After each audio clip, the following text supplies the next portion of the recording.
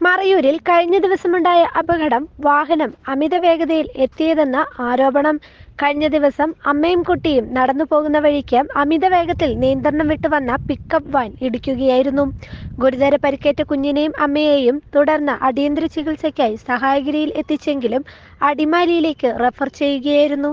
എന്നാൽ കോതമംഗലത്തേക്ക് അടിയന്തരമായി കൊണ്ടുപോവുകയും ഇപ്പോൾ അമ്മയും കുട്ടിയും തീവ്രപരിചരണ വിഭാഗത്തിലാണ്. ഈ റൂട്ടിൽ പല വാഹനങ്ങളും അമിത വേഗത്തിലാണെന്ന് ഓടുന്നതെന്നും സ്കൂളുകൾ അടുത്തുണ്ടായിട്ടുകൂടി വാഹനങ്ങൾ അമിത വേഗതയിൽ പോകുന്നതും കൂടുതൽ പ്രശ്നങ്ങളുണ്ടാക്കുമെന്നും സ്കൂൾ പരിസരങ്ങളിൽ ഹമ്പുകൾ നിർമ്മിക്കണമെന്നുമാണ് പ്രദേശവാസികൾ അഭിപ്രായപ്പെടുന്നത്. News desk Marayoor vision.